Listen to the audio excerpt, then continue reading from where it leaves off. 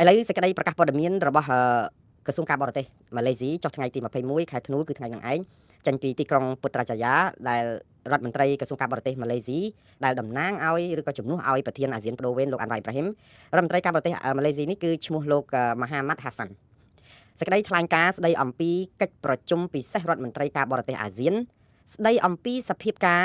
បច្ចុប្បន្នរវាងប្រទេសកម្ពុជានិងប្រទេសថៃដែលប្រព្រឹត្តទៅនៅថ្ងៃទី22ខែធ្នូឆ្នាំ2025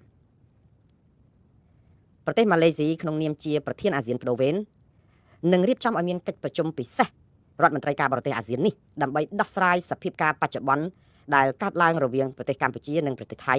ហើយនឹងធ្វើនៅទីក្រុងកូឡាឡាំពួរថ្ងៃទី22ខែធ្នូនេះកិច្ចប្រជុំពិសេសនេះគឺរៀបចំឡើងអនុលោមឬក៏ស្របទៅតាមសេចក្តីសម្រេចរបស់នាយករដ្ឋមន្ត្រីរបស់ប្រទេសម៉ាឡេស៊ីនាយករដ្ឋមន្ត្រីរបស់ប្រទេសកម្ពុជានិងនាយករដ្ឋមន្ត្រីចាំផ្ទះថៃគឺលោកអនុទិនច័ន្ទវរៈគុលដែលបានព្រមព្រៀងគ្នាតាំងពីថ្ងៃទី11ខែធ្នូឆ្នាំ2025មកម្លេះខ្ញុំបើកមុខកញ្ចក់បន្តិចបងប្អូនដោយសារតែថ្ងៃទី11ខែធ្នូឆ្នាំ2025ហ្នឹងគឺលោកអាន់វ៉ាអ៊ីប្រាហ៊ីមលោកបានទូរស័ព្ទទៅលោកអនុទិនច័ន្ទវរៈគុលនិងលោកហ៊ុនម៉ាណែតដាច់ដライអញ្ចឹងដែរដើម្បីនិយាយអំពីការដែលរកដំណោះស្រាយកុំឲ្យមានការបាញ់គ្នាហ្នឹងកាន់តែខ្លាំងអាហ្នឹងទៅបាញ់គ្នាបាន4ថ្ងៃទេបងប្អូនហើយភាគីទាំងពីរហ្នឹងអត់ទាន់អ្នកណាព្រមទេក៏ប៉ុន្តែលោកអាន់វ៉ាអ៊ីប្រាហ៊ីមហ្នឹងក៏បានលើកឡើងថាលោកនឹងរៀបចំឲ្យមានជំនួបពិសេសនេះវិសាមញ្ញនេះនៅថ្ងៃទី16ខែធ្នូគឺបានន័យថា5ថ្ងៃក្រោយជួបហ្នឹងគឺនឹងរៀបចំនៅដើមសប្តាហ៍ក្រោយជួបក៏ប៉ុន្តែដល់តែពេលជិតដល់ថ្ងៃជួបមកដល់គឺរដ្ឋមន្ត្រីការបរទេសថៃលោកស៊ីហាសាក់ភួងកេកៅស្នើសុំលើកពេលទៅថ្ងៃទី22ខែធ្នូស្អែកនេះហើយការសុំលើកពេលនេះគឺដោយសារតែភាគីថៃថាខ្លួនមិនទាន់បានត្រៀមខ្លួនរួចរាល់ទេហើយកម្ពុជាក៏មិនមានអីជំទាស់ដែរព្រោះយើងចាំតែទៅចូលរួមដើម្បីឲ្យឈប់បាញ់ឆាប់ៗអញ្ចឹងទៅហើយថៃពេលដែលសុំពេលវេលាមួយអាទិត្យនេះមិនមែនសុំត្រៀមខ្លួនដើម្បីរៀបចំឯកសារដើម្បីដកទ័ពដើម្បីបន្ថយកម្ដៅទេគឺសុំត្រៀមខ្លួនដើម្បីវាយយកដែនអធិបតេយ្យរបស់កម្ពុជាឲ្យបានជាដុំកំភួនសិនព្រោះប្រហែលថ្ងៃមុនហ្នឹងវាយយកបានហើយប៉ុន្តែទាញទៅទាញមកដាក់ទងជ័យបានមួយផ្លែតតាហ៊ានខ្មែរប្លង់ BM21 ទៅវិញអញ្ចឹងទៅរត់ចាច់ជើងគ្នាទៅចោលសັບចោលអីអញ្ចឹងទៅវិញទៅមកអញ្ចឹងដែរអញ្ចឹងហើយបើតែយើងឃើញរូបភាពខ្លះថៃថតមកបានឈរជើងនៅតំបន់ហ្នឹងប៉ុន្តែក្រោយមកក៏តាហ៊ានខ្មែរវាយប្លង់ទៅក៏រត់ទៅវិញទៅហើយក៏ចូលមកវិញអញ្ចឹងប្រទីនបតុងគ្នាអត់ទាន់ច្បាស់ទេក៏ប៉ុន្តែថ្ងៃ22ខែថ្ងៃ22ស្អែកនេះហេតុអីបានជារដ្ឋមន្ត្រីការបរទេសថៃលោកសៀសាក់ភួងខេតកៅច្បាស់ក្នុងខ្លួនម្លេះថាអាចទៅជួបចរចាបានបើកាលពីមុនខ្លួន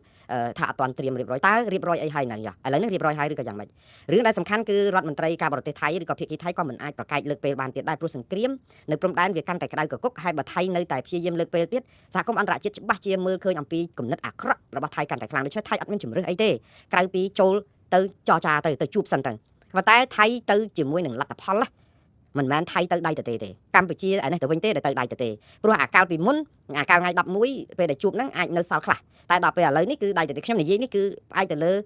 ើសមត្ថកម្មឬការសន្និដ្ឋានទៅតាមស្ថានភាពជាក់ស្ដែងនៅតាមព្រំដែនព្រោះអីម៉ោងនេះតែហ៊ានថៃតាមរយៈកាសែត The Nation Thailand ហ្នឹងហើយនឹងកាសែតផ្សេងទៀតរបស់ថៃគឺផ្សព្វផ្សាយអំពីលទ្ធផលដែលតែហ៊ានថៃគេប្រកាសជាផ្លូវការថាគេគ្រប់គ្រងបានតំបន់ណាខ្លះហើយដើម្បីប្រាប់ឲ្យប្រជាជាតិថៃនឹងបានដឹងថាថៃវាយប្រមាណថ្ងៃនេះឈ្លានពានក្នុងដែនអធិបតេយ្យកម្ពុជានេះស្លាប់តែហ៊ានថៃមកកណោក៏ដឹកនេះហើយតើគេបានអីខ្លះគឺគេថាគេគ្រប់គ្រងតំបន់ធំ3ទី1គឺច្រកអានសេះទី2គឺប្រាសាទតាកបីទី3គឺភ្នំ350កន្លែង3នេះគឺជាកន្លែងដែលថៃប្រកាសជាអល់រឹកហើយមានរូបថតទៀតក៏ប៉ុន្តែរូបថតទាំងអស់នេះត្រូវបានខាងអ្នកឯកទេសជំនាញបណ្ដាញសង្គម Facebook របស់ខ្មែរកែទៅជាលាមកគោអស់ហើយចង់និយាយថារូបថតដែលគេថតមកហ្នឹងទៅដុតធូបដុតអីនៅប្រាសាទតាកបីកម្ពុជាយើងប្រកែមែនតើគឺកែវាឲ្យខ្ទេចខ្ទីខ្លាយទៅជារូបថតខ្លាំងៗទាំងអស់ដើម្បីប្រាប់ថាថៃបោកខ្ញុំសូមសរសើរដោយស្មោះអស់ពីដួងចិត្តដែលខ្មែរយើងក៏ប្រកែមិនណយដែរថាថៃប្រកែតលាក់គ្រាប់ឬក៏ដូចថាមាន F16 មានអីមកទម្លាក់ស្រោចចូលដល់ដែនអធិបតេយ្យកម្ពុជាកាន់តែជ្រៅកម្ពុជាយើងក៏មិនអន់ខ្សោយដែរផ្នែកបច្ចេកវិទ្យានៅក្នុងការកែរូបនេះដើម្បីទប់ថៃវិញឲ្យដឹងថារូបហ្នឹងគឺជារូបធ្វើដោយ AI ឬក៏រូបកែខ្ញុំនឹងបញ្យល់លម្អិតឥឡូវបិទវងកញ្ចក់ចូលមកក្នុងរឿងនេះវិញនៅក្នុងសេចក្តីថ្លែងការណ៍ឬក៏សេចក្តីប្រកាសព័ត៌មានរបស់រដ្ឋមន្ត្រីការបរទេសម៉ាឡេស៊ីដែលជាប្រធានអាស៊ានប្រទេសអាស៊ានចាំផ្ទះនោះសំទោសប្រវេននោះគឺបន្តនៅកថាខណ្ឌទី2យ៉ាងដូចនេះថាកិច្ចប្រជុំពិសេសរដ្ឋមន្ត្រីការបរទេសអាស៊ាននេះគឺនឹងរៀបចំជាអធិបតីដោយរដ្ឋមន្ត្រីការបរទេសម៉ាឡេស៊ីគឺលោកម៉ាហាម៉ាត់ហាសាន់ហើយវេទិកានេះនឹងផ្ដល់ឱកាសសម្រាប់រដ្ឋមន្ត្រីការបរទេសអាស៊ានទាំងអស់នៅក្នុងការផ្លាស់ប្ដូរទស្សនៈនិងការយល់ឃើញរបស់ខ្លួនតាក់ទងនឹងស្ថានភាពឬក៏សភាពការរវាងប្រទេសកម្ពុជានិងថៃឡែនប្រទេសថៃសន្ទុះអានថៃឡែនចូលអត្ថបទរបស់គេនេះអត់មានជាភាសាខ្មែរទេបងប្អូនភាសាអង់គ្លេសទាំងអស់ហើយខ្ញុំមិនមានពេលទៅបកប្រែអង់គ្លេសជូនបងប្អូនទាន់ទេដូច្នេះការបកប្រែជូននេះគឺបកប្រែផ្ទាល់ពីភាសាអង់គ្លេសហើយពេលខ្លះគឺវាខួរក្បាលហ្នឹងវារដាស់អត់ទាន់ទៅអង់គ្លេសធ្លាក់មកវិញទាំងដុំដែរបន្តទៅទៀតហើយកិច្ចប្រជុំនេះគឺដើម្បីពិចារណាអំពីជំហានឬក៏ចំណាត់ការជាបន្តបន្ទាប់ដែលអាចធ្វើទៅបានដែលប្រទេសអាស៊ានទាំងអស់នេះ អាចយកមកអនុវត្តដើម្បីជួយគាំពៀដល់កិច្ចខិតខំប្រឹងប្រែងជាបន្តបន្ទាប់ក្នុងការកាត់បន្ថយចំនួនឬក៏កម្ដៅនៅព្រំដែនឈានទៅរកការឈប់បាញ់គ្នាឬក៏បញ្ឈប់អារីភាពគឺបានន័យថាចម្បាំងរាំងជលការឆ្លោះគ្នានៅព្រំដែននេះដើម្បីប្រយោជន៍សុខសន្តិភាពស្ថិរភាពរវាងប្រទេសអាស៊ានទាំងពីរដែលជាសមាជិកអាស៊ាននេះគឺកម្ពុជានិងថៃនិងប្រទេសដទៃទៀតនៅក្នុងតំបន់អាស៊ានផងបន្តទៅទៀតសេចក្តីថ្លែងការណ៍សេចក្តីប្រកាសព័ត៌មាននេះបន្តថាការដែលចាប់ផ្ដើមឬក៏បើកឲ្យមានកិច្ចប្រជុំរដ្ឋមន្ត្រីការបរទេសអាស៊ានហើយជាកិច្ចប្រជុំពិសេសនេះគឺជាការបដិញ្ញារបស់សមាជិកឬរដ្ឋសមាជិកអាស៊ានទាំងអស់នៅក្នុងការដែលបង្ហាញអំពីសាមគ្គីភាពរបស់អាស៊ានបង្ហាញអំពីការរួបរวมរបស់ប្រជាជាតិអាស៊ានរួមទាំងការដែលគេហៅថាមជ្ឈភាពបាទភាសាមជ្ឈភាពនេះគឺជាភាសាខ្មែររៀងបាលីបន្តិចបងប្អូនគឺការដែលយកគោលដៅគិតខ្លឹមសំខាន់ជាស្នូលរបស់អាស៊ានជាធំបាទមជ្ឈភាពហ្នឹងនៅក្នុងការដែលថែរក្សាសន្តិភាពសន្តិសុខស្ថិរភាពវិបុលភាពនៅក្នុងតំបន់នេះហើយឲ្យស្របទៅតាមធម្មនុញ្ញរបស់អាស៊ាននិងសន្ធិសញ្ញាផ្សេងទៀតស្ដីពីកិច្ចសហប្រតិការរបស់ប្រទេសអាស៊ានផងដែរដែលហៅកាត់ថា TAC ក្នុងនាមជាប្រធានអាស៊ានប្រទេសម៉ាឡេស៊ីនៅតែរក្សាជំហរនិងការបដិញ្ញាយ៉ាងមុតមាំក្នុងការលើកស្ទួយឲ្យមានកិច្ចសន្ទនាគ្នាជាដែលប្រកបដោយផ្លែផ្កានិងមានន័យនៅក្នុងស្មារតីអាស៊ានហើយនៅក្នុងន័យនេះគឺប្រទេសអាស៊ានដែលជាប្រធានអាស៊ានប្រទេសម៉ាឡេស៊ីដែលជាប្រធានអាស៊ានបដូវវេននេះគឺជួយសម្របសម្រួលឲ្យភាគីទាំងពីរនៅតែបន្តអនុវត្តតាមឬក៏ប្រកាន់យកគោលការណ៍ដោះស្រាយវិវាទតាមច្បាប់អន្តរជាតិក្នុងនាមជាអ្នកភូមិផងរបងជាមួយគ្នាដែលរស់នៅជាមួយគ្នាដោយសុខដុមរមនាហើយក្នុងការដែលកសាងព្រំដែនមួយដែលជួយការពារគ្នាទៅវិញទៅមករួមទាំងជួយពង្រឹងកិច្ចសហប្រតិការទ្វេភាគីរវាងប្រទេសថៃនិងប្រទេសកម្ពុជានិងប្រទេសផ្សេងទៀតនៅក្នុងតំបន់តាមវិធីសន្តិវិធីយុត្តិធម៌និងរកដំណោះស្រាយមួយដែលមានអត្ថន័យជ្រាលជ្រៅយូរអង្វែងទទួលយកបានពីភាគីទាំងសងខាងស្ដាប់ទៅខ្លឹមសាររបស់សេចក្តីប្រកាសព័ត៌មានរបស់រដ្ឋមន្ត្រីការបរទេសអាស៊ាននេះគឺហាក់បីដូចជាគួរឲ្យកក់ក្ដៅមែនទែនដោយសារអីគឺជាកិច្ចខិតខំប្រឹងប្រែងដើម្បីរកដំណោះស្រាយឲ្យប្រទេសទាំងពីរដែលកំពុងតែញាំញីដោយភ្នក់ភ្លើងសង្គ្រាមដ៏គួរឲ្យព្រឺខ្លាចដោយសារអីសង្គ្រាមដែលគូម្ខាងមានសពាវុធដ៏លើសលប់យកមកវាយសន្ធាប់លើគូម្ខាងទៀតដែលគ្រាន់តែការពារខ្លួនហើយគូម្ខាងនោះគឺប្រើសពាវុធរបស់ខ្លួននឹងរំលោភឈ្លានពានមិនមែនដើម្បីផ្ដាច់ឬក៏ធ្វើឲ្យទាហានខ្មែរបាក់ស្បាតឬក៏ទុនដៃទុនជើងទេបើតាមអ្វីដែលខាងយោធាថៃឬក៏លោកអនុទិនច័ន្ទវរៈគុលកាលពីថ្មីនេះគឺលើកឡើងថាវាយតតែទាហានខ្មែរតដៃឡើងបានមិនមែនអញ្ចឹងទេមហិច្ឆតារបស់ថៃមិនមែនវាយឲ្យទាហានខ្មែរតដៃឡើងបានទេព្រោះពាក្យតែតដៃឡើងបាននេះគឺតតែយើងសុកចិត្តឲ្យថៃចូលមកសម្រាប់យើងចោលតែម្ដងហើយយើងមិនបាញ់អីសោះប៉ុន្តែទាហានខ្មែរយើងក៏អង់អាចក្លាហានបដូរជីវិតពលីដើម្បីជាតិមាតុភូមិម្ដងទៀតខ្ញុំជឿថាបងប្អូនយុទ្ធមិត្តរបស់យើងនៅជួរមុខនេះគឺទទួលបានការគោរពដឹងគុណហើយនឹងវីរៈភាពដ៏អង់អាចក្លាហាននេះគឺស្ថិតនៅក្នុងដែនដួងចិត្តរបស់ខ្មែរគ្រប់រូបហើយអ្វីដែលគួរឲ្យកត់សម្គាល់គឺទាហានជួរមុខភាគច្រើនលើសលប់គឺជាកូនកសិករក្រីក្រដែលនេះរឹតតែធ្វើឲ្យយើងអាណិតអាសូរពួកគាត់ខ្លោចចិត្តសម្បើមតទៅទៀតអំពីការបដិញ្ញាពុះពៀសម្រាប់ជាតិមាតុភូមិដ៏កំសត់របស់យើងក្នុងពេលដែលថៃឈ្លានពានយើងយ៉ាងក៏ឃ្លឿននេះហើយសូមឲ្យការតស៊ូពលីរបស់បងប្អូននេះស្ថិតនៅក្នុងដួងចិត្តរបស់កម្ពុជាបងប្អូនខ្មែរយើង17លានអ្នកជាងរហូតហើយក្នុងពេលជាមួយគ្នានេះគឺសូមឲ្យការយកចិត្តទុកដាក់របស់បងប្អូនចំពោះបងប្អូនកងទ័ពដែលជាអ្នកក្រីក្រកូនគ្រួសារក្រីក្រនេះយកចិត្តទុកដាក់ឲ្យខ្លាំងក្លាបំផុតលើសពេលណាទាំងអស់ចាប់ពីពេលនេះតទៅព្រោះពួកគាត់ពុះពៀសម្បើមណាស់ដើម្បីជាតិមាតុភូមិដ៏កំសត់នេះហើយខ្ញុំនៅតែបួងសួងសូមឲ្យវត្ថុស័ក្តិសិទ្ធិនៅក្នុងលោកទាំងអស់ជួយតាមថែរក្សាការពារបងប្អូនយើងនៅជួរមុខសូមឲ្យរួចផុតពីសត្រូវប្រចាំមិត្តដែលមានចិត្តមាននេះហើយខ្ញុំជឿថាអរុកអរិយអ្នកតាព្រៃភ្នំក្រំថ្មនិងវត្ថុស័ក្តិសិទ្ធិក្នុងលោកជាពិសេសពលឹងវិញ្ញាណក្ខន្ធរបស់បុព្វបុរសខ្មែរដែលស្នេហាជាតិដែលស្រឡាញ់ការពារទឹកដីជាតិមាតុភូមិយើងច្បាស់ជានៅតាមថែរក្សាការពារបងប្អូនយើងដែលជាយុទ្ធមិត្តនៅឯជួរមុខឲ្យរួចផុតពីព្យុះព្យមាដ៏អយុត្តិធម៌មួយនេះហើយខ្ញុំនៅតែជឿថាយុត្តិធម៌នឹងឈ្នះអយុត្តិធម៌មានឹងត្រូវបរាជ័យដោយសារតែអំពើបាបរបស់ខ្លួនហើយយប់នេះគឺជាយប់ដ៏កាន់តែលំបាកលំបិនមួយទៀតហើយសម្រាប់បងប្អូនជួរមុខ10ថ្ងៃជាងហើយបងប្អូនខ្លះមិនបានទាំងទទួលទានអាហារកុំថាឡើយអាហាររឿងទទួលទានដំណេកដឹងតែពិបាកហើយដឹងតែមិនអាចនឹងទទួលទានដំណេកបានតែអាហារទទួលទាននឹងក៏ពិបាកដែរដោយសារអីយើងដឹងហើយនៅពេលដែលមានគ្រាប់ផ្លោងអាការដែលយកស្បៀងទៅជួរសមរភូមិមុខឬក៏ការតាក់ទងគ្នាក៏វាពិបាកមិនស្រួលទេគឺបងប្អូនយើងអាចនៅជាប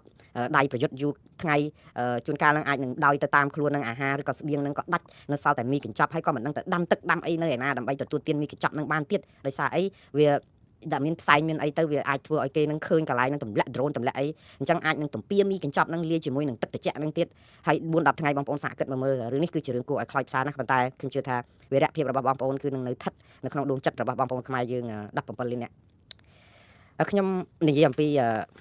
លទ្ធផលដែលលទ្ធផលដែលយើងរំពឹងទុកពីកិច្ចប្រជុំនៅថ្ងៃទី22តើយើងស្ពាយយកអីទៅដើម្បីចរចាជាមួយគេតើកម្ពុជាយកអីទៅហើយថៃគេត្រៀមអី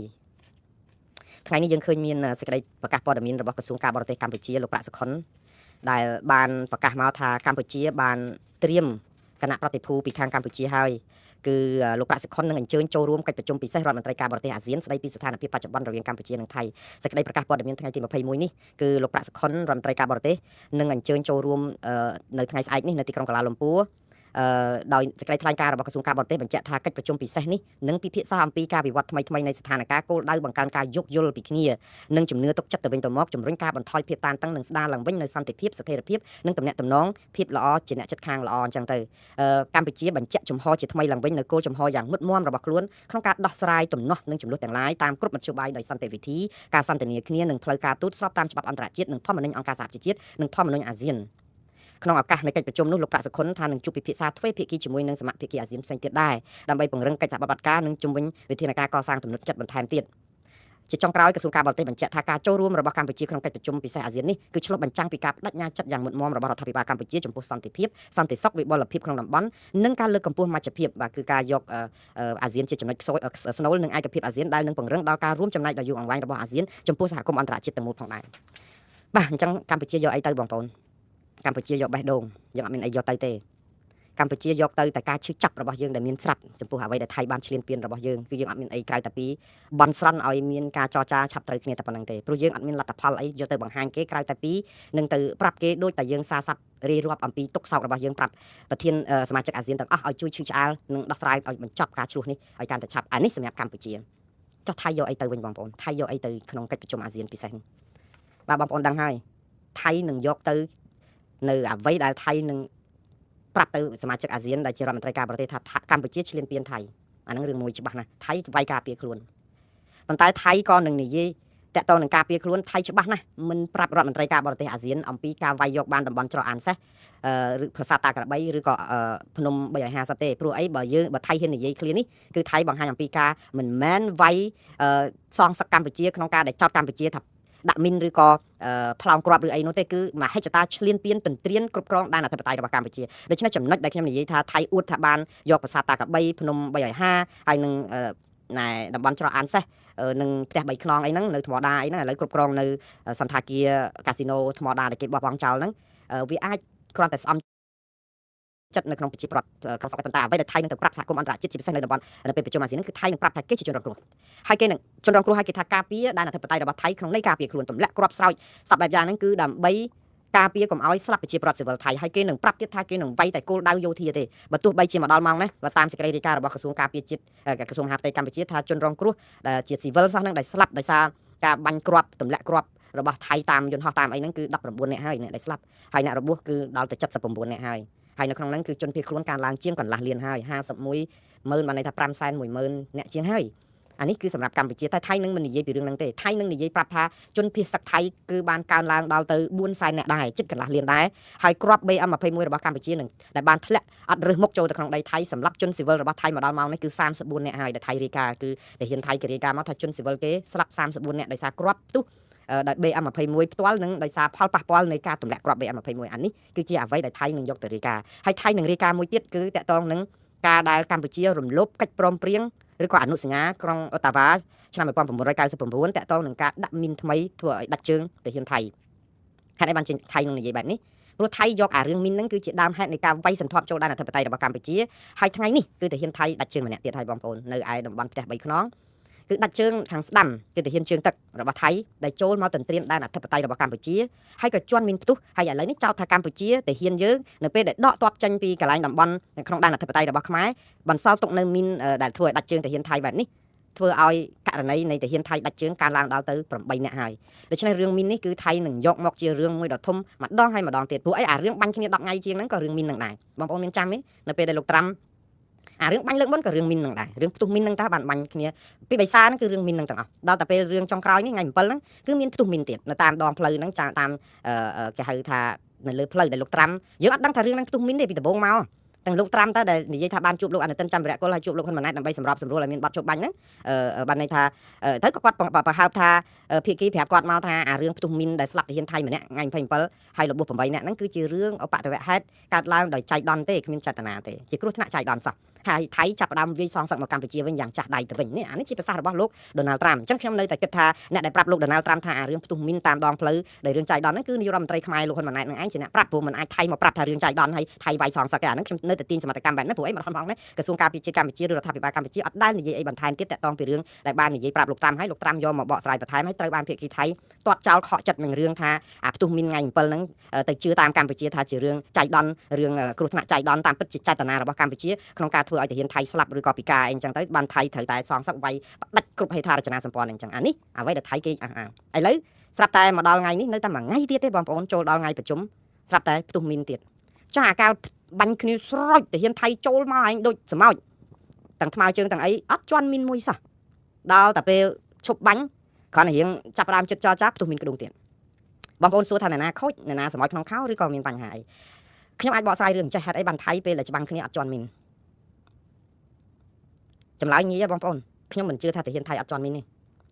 ទាហានថៃមិនដឹងជាស្លាប់ពីការរបួសដោយសារតែមីននៅប្រាសាទតាកបីនឹងប្រមាណអ្នកទេគ្រាន់តែថៃមិនអាចមករីការប្រាប់ថាថៃជន់មីននៅក្នុងប្រាសាទនឹងបានពេលដែលចូលមកទេព្រោះអីអាមីននៅប្រាសាទតាកបីជាពិសេសគឺមានច្រើនយូរហើយថៃក៏បានវាយចូលកាលថ្ងៃ24 28ខែកក្កដាវាយចូលប្រាសាទតាកបីអត់បានដោយសារតែមីនច្រើនតាចុះហេតុអីបានជាវាយម្ដងហ្នឹងស្រាប់តែថៃអត់បានជន់មីនសោះហើយអាចចូលមកប្រាសាទតាកបីបានចុះមីននឹងទៅឯណាគឺមិនជន់ពេលដែលមានសង្គ្រាមផ្ទុះបែបនេះថៃអត់អាចមកចោទថាទាហានថៃជន់មីនហើយមកបន្ទោសទាហានខ្មែរបានទេព្រោះពេលហ្នឹងគឺពងតែរកវិធីសម្លាប់គ្នាតាមមធ្យោបាយណាក៏បានដែរដូច្នេះស្លាប់ដោយស្អីហ្នឹងជន់មីនឬក៏ស្លាប់អីក៏ថៃមិនអាចរាយការណ៍ថាស្លាប់ដោយសារមីនដែរគឺច្បាស់ជាបំភ្លេចអានឹងចោលទៅព្រោះមកប្រាប់ថាជន់មីនអីព្រោះយើងចូលមកក្នុងទន្ទ្រានដីអត់បានអធិបតេយ្យគេហើយចំការមីនចាស់ផងហ្នឹងទៅប្រាប់គេថាជន់មីនវាអាក្រក់ស្ដាប់ពេកបើយើងសុកអត់មានអីសោះស្រាប់តែដោយអារឿងករណីដែលទាហានថៃចោទមកថាអាកន្លែងរើបឡាលួសនៅមុំ3ដែលថាដំបងទាហានខ្មែរនៅហ្នឹងដល់ពេលទាហានថៃដេញទាហានខ្មែរចេញបានយកបលាលួសមកដាក់ហើយគេរាវមីនអស់ហើយស្រាប់ដល់ពេលប្រហែលថ្ងៃក្រោយស្រាប់ដើរទៅមើលបាត់បលាលួសស្រាប់តែជន់មីនតែម្ដងអាហ្នឹងគេចោទថាយើងដាក់ប៉ុន្តែនៅក្នុងពេលដែលឈប់បាញ់ទៅហើយវាថៃសម្រាប់ក្នុងខោដោយខ្លួនឯងចោទទាហានខ្មែរថាដាក់មីនអាហ្នឹងវាសមការចោទប្រកាន់ហ្នឹងយើងមិនជឿថៃ 100% យ៉ាងណាប៉ុន្តែបើចោទបែបនេះវាសមស្របនៅក្នុងកលៈទេសៈថាចោទកើតប៉ុន្តែដល់ពេលឆ្លោះគ្នាច្បាំងគ្នាទៅចោទថាណាជន់មីនណាដាក់មីនអត់អាចចោទបានយើងជន់មីនថៃក៏យើងអត់អាចនិយាយចឹងបាននិយាយទៅគឺពេលសង្គ្រាមគឺយកតែមកឈ្នះដែរចោះទៅខ្លាចអីរឿងជន់មីនរឿងដាក់មីនរឿងអីនៅក្នុងពេលដែលកំពុងតែឆ្លោះគ្នាច្បាំងគ្នាបើទាហានថៃហ៊ានយក F16 ទៅទម្លាក់គ្រាប់ខ្ទេចស្ពានអូជីកនៅឯព្រំប្រទល់ស្រីស្នំនឹងចុងកាល់នៅខេត្តសៀមរាបអីហ្នឹង83គីឡូដីចូលក្នុងដែនអធិបតេយ្យរបស់ខ្មែរអត់មានទាំងខ្លាចផងហ្នឹងដូច្នេះថៃមិនអាចនឹងមករាយការណ៍ពីរឿងជន់មីននៅពេលដែលខ្លួនកំពុងតែធ្វើសង្គ្រាមក្នុងសមរភូមិបានទេដូច្នេះជន់មីននៅក្នុងពេលនោះគឺយើងនឹងជឿថាមានមិនអត់ទេប៉ុន្តែហេតុអីបានជាថៃមករាយការណ៍រឿងជន់មីននៅឯផ្ទះ3ខ្នងនៅឯភូមិសាស្ត្រថ្មដាខេត្តពោធិ៍សាត់ជាប់ខេត្តត្រាតនេះទាហានម៉ារីននេះគឺដោយសារថៃចង់ប្រាប់ថាគេបានឈ្លានពានចូលដែនអធិបតេយ្យកម្ពុជាហើយគេបានគ្រប់គ្រងដែនអធិបតេយ្យកម្ពុជាហើយការដែលគេគ្រប់គ្រងដែនអធិបតេយ្យកម្ពុជានេះគឺគេបានរើទៅគេឃើញមីនឃើញអីដែលកម្ពុជាគ្រងនឹងដាក់ឬក៏ដាក់ហើយអញ្ចឹងទៅដល់ពេលទាហានខ្មែរដកអញ្ចឹងហើយបានជាទាហានថៃថាចោតទាហានខ្មែរថាកាលនៅឈរជើងហ្នឹងអត់ទាន់ដាក់មីនទេដល់តែដឹងថាវាយមិនឈ្នះទាហានថៃចូលមកក្នុងតំបន់ហ្នឹងអញ្ចឹងដកថយហើយគឺរាយមីនចោលតែម្ដងដើម្បីឲ្យដាច់ជើងថៃអានេះថៃគេចោតអញ្ចឹងដើម្បីលាបពណ៌ឲ្យឃើញថាទាហានខ្មែរខូចប្រើមីនប្រភេទហាមឃាត់នៅដោយអនុសញ្ញាក្រុងហ្សឺណែវហើយសំទោសក្រុងអូតាវ៉ាហើយឲ្យស្របតាមអ្វីដែលគេចោទខ្មែរហូរហែពីការប្រើមីនខុសច្បាប់ហ្នឹងវាអត់មានពេលណាដើម្បីចោទខ្មែរឲ្យស្រួលក្រៅពីមកអញ្ចឹងហើយមីនដាច់ជើងអញ្ចឹងទៀតចុះបើសិនជាអត់មានប្រើមីនហ្នឹងបើកម្ពុជាមិនប្រើមីនហ្នឹងឈប់ចុះហត្ថលេខាឈប់ប្រើមីនហេតុអីបានជានៅមីនហ្នឹងហើយគេចង់ប្រាប់ថាចុះដែលទាហានថៃណាយកមីនយកមកដាក់នៅកន្លែងតំបន់ដែលខ្លួនអត់ដែលទាន់ចូលមកបានសោះកន្លែងខ្មែរសោះហើយស្រាប់តែខ្លួនជន់មីនខ្លួនដាក់មីនជន់ខ្លួនឯងមែនថៃគេចង់បញ្ជាក់ប្រាប់យើងអញ្ចឹងគេចោទយើងថាយើងដាក់មីនទី1ដែលថៃចង់បញ្ជាក់មានរឿង2នៅក្នុងការដែលទៅមិនឃើញផ្ទុះមីននៅពេលដែលគេមកចូលហ្នឹងពេលដែលបាញ់គ្នាខ្លាំងអត់លឺសូមីនម្ដងទៀតបងប្អូនពេលបាញ់គ្នាខ្លាំងថៃមិនអាចនឹងទៀមទាថាមានទេព្រោះកណ្ដាលព្រៃណែឯងចូលមកប្រសិទ្ធប្រសាច់អញ្ចឹងវាជន់ខ្លាំងអីខ្លះស្លាប់ខ្លះអីខ្លះហ្នឹងអត់អីទេមិនអាចរាយការណ៍ការដែលវាខ្មាស់គេប៉ុន្តែដល់ពេលចូលមកដល់ដែនអធិបតេយ្យរបស់កម្ពុជានៅម្ដុំផ្ទះ3ខ្នងហ្នឹងគឺជាដែនទឹកដីកម្ពុជាជាកន្លែងឈរជើងរបស់យោធាខ្មែរថៃគាត់ចង់បញ្ជាក់ចំណុច2ដែលខ្ញុំចង់និយាយថាទី1ថាថៃបានឈ្លានពាននៅក្នុងដែនអធិបតេយ្យកម្ពុជាប៉ុន្តែថៃគេអត់បានប្រើពាក្យឈ្លានពានទេគឺថៃប្រាប់ទៅប្រជាពលរដ្ឋថៃវិញថាតែហ៊ានគេបានគ្រប់គ្រងដណ្ដើមយកដែនអធិបតេយ្យថៃយកទៅវិញតែប៉ុណ្្នឹងឯងថៃគេចង់ប្រាប់អញ្ចឹងយើងដឹងហើយខ្មែរយើងគឺថៃឈ្លានពានទន្ទ្រានក្នុងដីយើងប៉ុន្តែថៃចង់ប្រាប់ប្រជាពលរដ្ឋថៃថាគេបានមកគ្រប់គ្រងដណ្ដើមយកដីតំបន់ផ្ទះ3ខ្នងទៅវិញទៅគ្រប់គ្រងព្រោះអាហ្នឹងគេថាជាតំបន់ប្រទេសបតុងធ្លាប់ឲ្យខ្មែរកំទេចអាផ្ទះ3ខ្នងហ្នឹងអស់មួយខ្នងហើយនិយាយទៅកំទេច3ខ្នងហ្នឹងហើយបាត់ទៅហើយប្រហែលមួយខែពីខែមុននៅក្នុងភូមិសាស្ត្រ អូភ្លុកដំរីខុំធម្មតាពោធិ៍សាត់ហ្នឹងណាយើងដឹងតែរឿងហ្នឹងខ្ញុំផ្សព្វផ្សាយជាយូរហោហាយមកប៉ុន្តែគ្រាន់តែផ្ទុះកំទេចផ្ទះហ្នឹងចោលអញ្ចឹងទៅទាហានខ្មែរដកចេញពីតំបន់ហ្នឹងប៉ុន្តែថៃអត់អាចទាន់គ្រប់គ្រងតំបន់ហ្នឹងបានទេតោះតែពេលមានលេសវាយនេះព្រឹបគឺយកទាហានយករថក្រោះយកអីចូលមកដល់លេនដ្ឋានដល់អីនៅផ្ទះ3ខ្នងហ្នឹងរហូតតតែជន់មីនដាច់ជើងហ្នឹងទៅហើយយករឿងហ្នឹងយកទៅរករឿងខ្មែរពីរឿងជន់មីនទៀតបងប្អូនខ្មែរចាប់ផ្ដើមសួរខ្ញុំវិញទៀតបងប្អូនយើងសួរថាចុះបើមានមីនមែនវាចង្រៃអីវាខុសអីខ្មែរយើងក្នុងដីយើងវាមិនខុសទេបងប្អូនថៃឈ្លានពានមកដីយើងតាមកជន់មីននៅក្នុងដីអធិបតេយ្យរបស់ខ្មែរតាបើសិនជាកន្លែងនោះជាចំការមីនចាស់គឺខ្មែររួចខ្លួនខ្ញុំនិយាយពីការការពារបងប្អូនយើងនិយាយទៅយើងស្អប់ទាហានថៃយើងស្អប់អ្នកនយោបាយថៃណាស់ដែលមកឈ្លានពានដីយើងក៏ប៉ុន្តែបើយើងនិយាយពីផ្លូវច្បាប់ដីយើងបើវាជាចំការមីនចាស់គឺថៃចូលមកឈ្លានពានដាច់ជើងធ្វើម៉េចណាឯងចូលមកប្រសេកប្រសាយសម័យក្នុងខោឲ្យធ្វើម៉េចក៏ប៉ុន្តែបើមីននឹងគឺជាមីនប្រភេទ PM2 ដែលជាប្រភេទមីនហាមគាត់ប្រឆាំងនឹងមនុស្សដែលយើងឈប់ប្រើតាំងពីឆ្នាំ2000 1999យើងខុសចង់និយាយអញ្ចឹងប៉ុន្តែកម្ពុជាច្បាស់ណាស់នឹងចោតថៃឬក៏ប្រាប់ថាថៃឈ្លានពានដែនអធិបតេយ្យកម្ពុជាដើរចូលភូមិសាស្ត្រមីនចាស់ឬគ្រាប់មិនទាន់ផ្ទុះនៅនេះហើយទៅចាប់ផ្ដើមមកចោតប្រកាន់កម្ពុជាថាដាក់មីនអញ្ចឹងតែថៃនឹងយករឿងហ្នឹងទៅនិយាយនៅក្នុងជំនួបហ្នឹងហើយស្របនឹងសំណើថៃ3ដែលថៃយកទៅបងប្អូនដឹងសំណើថៃអីទេ3យកទៅហ្នឹងឥឡូវចាំមើលយើងនិយាយពីព្រៀបរបស់ថៃនៅក្នុងកិច្ចប្រជុំខ្មែរយើងគឺអត់មានអីទេយើងមានតែបេះដូងដែលខ្ញុំចង់និយាយយើងទៅតែទេស្អាតមានតែបេះដូងហើយនឹងការសោកសង្រេងទឹកភ្នែកដែលយើងទៅដើម្បីប្រាប់គេថាយើងជាជនរងគ្រោះយើងអត់មានអីទេ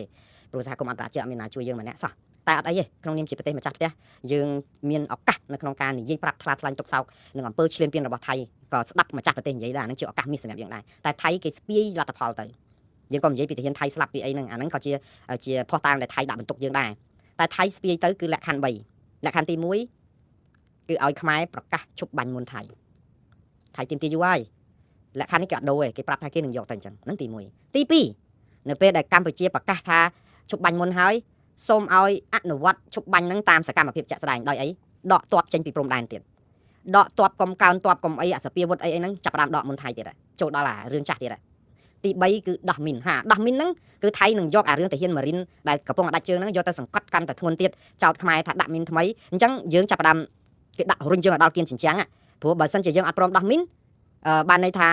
ាថៃគេនៅតែចោតយើងហើយយើងខ្លាយទៅជាតួអង្គចិត្តអាក្រក់ទៀតជនរងគ្រោះហ្នឹងខ្លាយទៅជាអ្នកប្រព្រឹត្តទៀតដូច្នេះកម្ពុជាគឺមានសម្ពាធច្រើនមែនតើហើយនៅក្នុងពេលជាមួយគ្នាហ្នឹងគឺថៃមានប្រៀបលើយើងមួយទៀតគឺតាក់ទងនឹងរឿងគ្រប់គ្រងតំបន់ទាំង3បាន3 4កន្លែងបាននេះគឺថៃនឹងសម្របសម្រួលអាតំបន់ហ្នឹងក៏បានទៅថៃអាចរចានេះកំណត់លក្ខខណ្ឌឲ្យខ្មែរហើយខ្មែរនឹងពិបាកបំផុត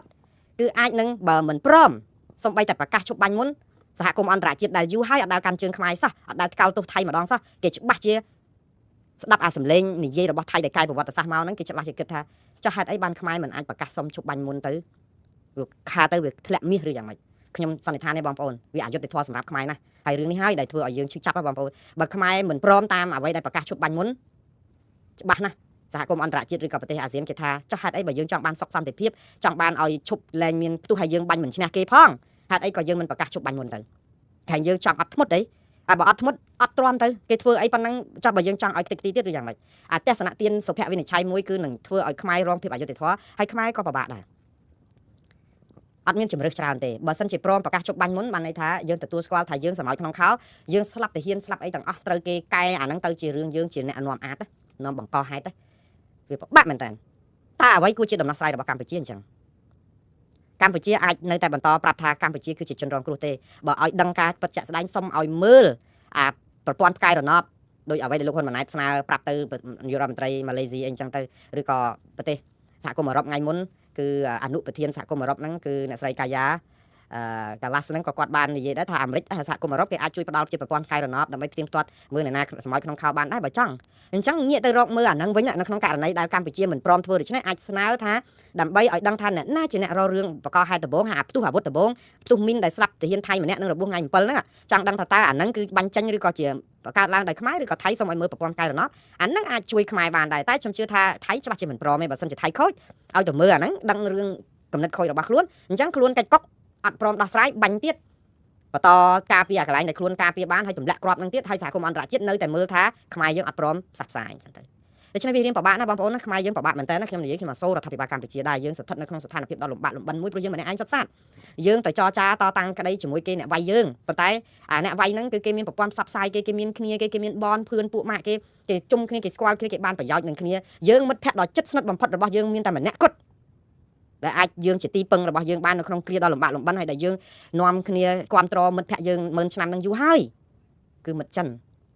ប៉ុន្តែមិត្តចិនពេលនេះគឺប្រលេះដៃចោលយើងបាត់ទៅហើយបងប្អូនតើយើងសង្ឃឹមអីដូច្នេះអត់មានទេយើងមិនអ្នកឯងសុទ្ធសាធប៉ុន្តែកម្ពុជាមិនអាចកោទេបងប្អូនរដ្ឋាភិបាលកម្ពុជាមិនអ្នកឯងមែនគ្មានអន្តរជាតិគ្រប់គ្រងមែនណាប្រជាពលរដ្ឋ17លាននាក់គឺនៅតែកោតទោសថៃដូចគ្នាទេអត់អីទេ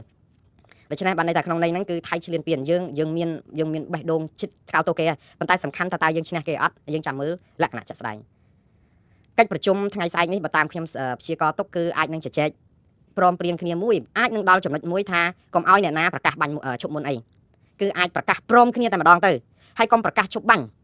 ប្រកាសព្រមអនុវត្តប័ណ្ណឈប់បាញ់ថ្ងៃទី26ខែតុលាឡើងវិញកុំប្រកាសថាមានប័ណ្ណឈប់បាញ់ថ្មីឡើងវិញអីវាអត់ត្រូវការមានប័ណ្ណឈប់បាញ់ថ្មីអីទៀតទេព្រោះប័ណ្ណឈប់បាញ់ថ្មីនេះមាន100ដងទៀតក៏អត់ប្រយោជន៍ដែរអញ្ចឹងមានតែមួយយ៉ាងទេគឺទាំងកម្ពុជាទាំងថៃដើម្បីឲ្យថាវាអយុត្តិធម៌ឲ្យសម្រាប់កម្ពុជាប៉ុន្តែកុំឲ្យអយុត្តិធម៌ជាងហ្នឹងអញ្ចឹងសម្របសម្រួលគ្នាទៅមានសេចក្តីថ្លែងការណ៍រួមថាចាប់ពីម៉ោងនេះទៅឧទាហរណ៍ម៉ោង12កណ្ដាលអាធ្រាត្រថ្ងៃទី22យប់ថ្ងៃទី22ក្រោយកិច្ចប្រជុំហ្នឹងគឺទាំងអស់គ្នាត្រូវឈប់បាញ់ព្រមគ្នាគឺលែងលឺសូរផ្ទុះគ្រាប់កំភ្លើងព្រមគ្នាក្នុងនីតិដូចគ្នាមានតែអញ្ចឹងទេបានអាចទៅរួចព្រោះអីកម្ពុជាបើឲ្យយើងទៅប្រកាសមុនគឺយើងអយុត្តិធម៌ពេកហើយថៃបើឲ្យថៃប្រកាសមុនដឹងតែអត់ទេប៉ុន្តែដើម្បីសម្របសម្រួលបើយើងគិតថាដើម្បីឲ្យវាទៅ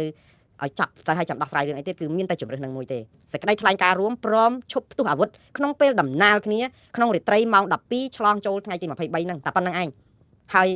យបង្កើតឲ្យមានយន្តការអាស៊ានកុំបង្កើតដូចមុនទៀតបរាជ័យហើយក្រុមសង្កេតការអាស៊ានស្អីដែលថៃមានទៅថៃកម្ពុជាមានទៅកម្ពុជាបរាជ័យហើយសូមឲ្យកិច្ចប្រជុំគណៈរដ្ឋមន្ត្រីការបរទេសអាស៊ាននេះបង្កើតឲ្យមានយន្តការមួយគឺបង្កើតប្រាប់ថានឹងមានក្រុមអាស៊ានចម្រុះថៃខ្មែរចូលគ្នាគ្រប់គ្រងទៅមើលគ្រប់កន្លែងចឹងហ្មងកុំឲ្យខាងខ្មែរទៅខាងខ្មែរអាស៊ានដែរទៅតែខាងខ្មែរខាងថៃអាស៊ានដែរទៅតែខាងថៃអញ្ចឹងគេយកឲ្យទៅណាទៅហ្នឹងទៅថតទៅគេបានរូបបងអូនបានរូបថតបានតែប៉ុណ្្នឹងឯងថតចុះថតឡើងថតចុះថតឡើងបាយក្ដួងអត់បានប្រយោជន៍អីដដែលឃើញគាត់ខំពួកគាត់ខំប្រឹងប្រែងទាំងយប់ទាំងថ្ងៃទាំងភ្លៀងទាំងអីកោតសរសើរប៉ុន្តែអត់បានផលទេបងប្អូនគឺទាល់តែមានក្រុមស្វែងរកការពិតអន្តរជាតិឬក៏មានអន្តរាគមន៍ពី UN អង្គការសហប្រជាជាតិចូលរួមផងបានទៅរួចខ្ញុំជឿថានេះគឺជាសំណូមពរដែលគួរតែកម្ពុជាទាមទារឲ្យបានដាក់នៅលើទឹក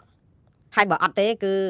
ហើយមួយទៀតខ្ញុំជឿថាកម្ពុជាមិនដឹងទាមទារគេបានអត់ទេហើយខ្ញុំជឿថាក៏ពិបាកដែរខ្ញុំមិនចង់ដាក់សម្ពាធកម្ពុជាឲ្យធ្វើដូច្នេះទេព្រោះឥឡូវយើងចង់បានគឺចង់ឲ្យឈប់បាញ់គ្នាសិនមិនអញ្ចឹងណាឲ្យដកសិនទៅដើម្បីឲ្យបានសុខទាំងអស់គ្នាសិនហើយសង្កត់ទៀតប្រហែលជាក្នុងន័យហ្នឹងប៉ុន្តែអ្វីដែលខ្ញុំគិតថាកម្ពុជាគួរធ្វើខ្ញុំជឿថាគាត់អាចពិបាកធ្វើហើយគឺត្រូវតែមានលក្ខខណ្ឌឲ្យថៃដកចេញពីដែនអធិបតេយ្យរបស់កម្ពុជាដែលថៃទន្ទ្រានបានតាំងពីថ្ងៃទី24ខែតុលាខែកក្កដានោះដាច់ខាតត្រូវតែដកចេញពីដែនអធិបតេយ្យរបស់កម្ពុជាហើយបើមិនដកទេគឺកម្ពុជានឹងត្រូវតែដឹងទៅតុលាការយុត្តិធម៌អន្តរជាតិតាមពិតគួរប្តឹងយូរហើយប៉ុន្តែគួរតែមានលក្ខខណ្ឌណាខ្លះមួយដែលបីប្រាប់ថាឲ្យដកប៉ុន្តែវាអកុសលអញ្ចេះបងប្អូនយើងអកុសលមែនតើហើយខ្ញុំនិយាយទៅចង់ស្រក់ទឹកភ្នែក